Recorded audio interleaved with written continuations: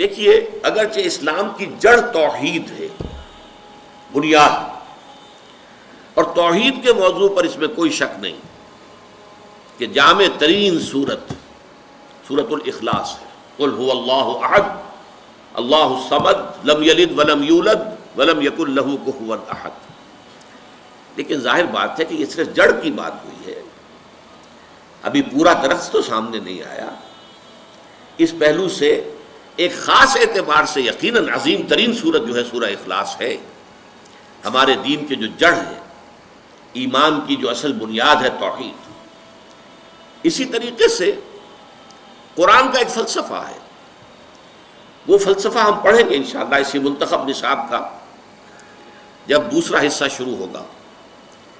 اس فلسفے کے اعتبار سے عظیم ترین سورت سورۃ الفاتحہ ہے، لیکن ظاہر بات ہے کہ فلسفہ اپنی جگہ پر بڑی اہمیت کا حامل ہونے کے باوجود جب ہم دیکھتے ہیں سورۃ العصر کے اعتبار سے تو وہ ایک جز قرار پائے گا، وہ ایک پہلو ہے، اس کے اعتبار سے یقیناً اور عظمت اس کی ہے۔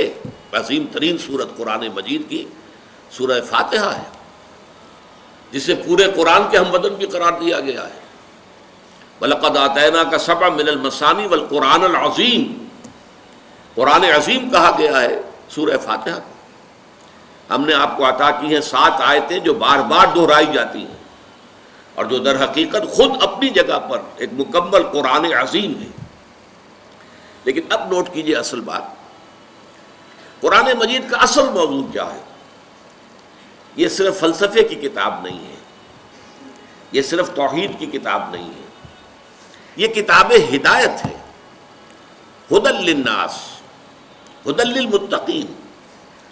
اصل میں سورہ فاتحہ ہی میں جو ہم ہر رکعت میں نماز کے پڑھتے ہیں اور کہتے ہیں اہدنا الصراط المستقیم، پروردگار ہمیں سیدھے راستے کی ہدایت بخش۔ وہ صراط مستقیم کیا ہے؟ اس صراط مستقیم، اس راہ ہدایت کے اعتبار سے جامع ترین سورت یہ سورۃ العصر ہے۔ صراط مستقیم، اس کے سنگ ہائے میل کیا ہے؟ یہ چھوٹی سورت ہونے کے باوجود اس نے صراط مستقیم کے سنگ ہائے میل کو اس طریقے سے اپنے اندر سمو لیا ہے، سمیٹ لیا ہے، جمع کر لیا ہے کہ اس کی عظمت کو امام شافعی رحمۃ اللہ علیہ بیان فرماتے ہیں۔ اب دیکھیے، میں ان کا قول نقل کر رہا ہوں، ائمہ اربعہ میں سے بہت اونچا مقام ہے امام شافعی کا، اگرچہ امام اعظم ہمارے نزدیک فقیہ ہونے کے اعتبار سے اور اسلام کے قانونی پہلو کے اعتبار سے سب سے بڑا جو مقام سب سے اونچا ہے وہ امام ابو حنیفہ رحمۃ اللہ علیہ کو حاصل ہے۔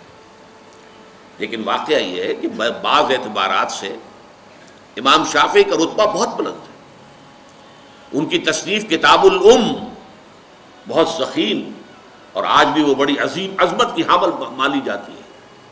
اصول فقہ انہوں نے مرتب کیے سب سے پہلے۔ بہرحال امام شافعی کا تھوڑا سا تعارف کرانے کے بعد اب ان کے 2 قول میں آپ کو سنانا چاہتا ہوں۔ ایک قول کے مطابق فرماتے ہیں لو تدبر الناس هذه السورۃ لوسعتهم، اگر لوگ صرف اس ایک سورت پر تدبر کریں، غور و فکر کریں، سوچ بچار کریں تو یہ ان کی ہدایت کے لیے کافی ہو جائے۔ ایک اور قول جسے مفتی محمد عبدہ کا بہت مشہور ہے تفسیر پارہ عم، اس میں انہوں نے نقل کیا ایک اور قول۔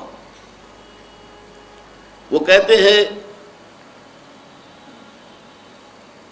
قرآن مجید میں اگر اس سورہ عصر کے سوا اور کچھ نازل نہ ہوتا تب بھی یہ لوگوں کے لیے کافی تھی۔ لو لم ينزل من القرآن سواها، اگر قرآن مجید میں سوائے اس ایک سورت کے اور کچھ نازل نہ ہوتا لکفت الناس، یہ لوگوں کی ہدایت کے لیے کفایت کرنے والی سورت تھی۔ یہ عظمت ہے اس سورہ مبارکہ۔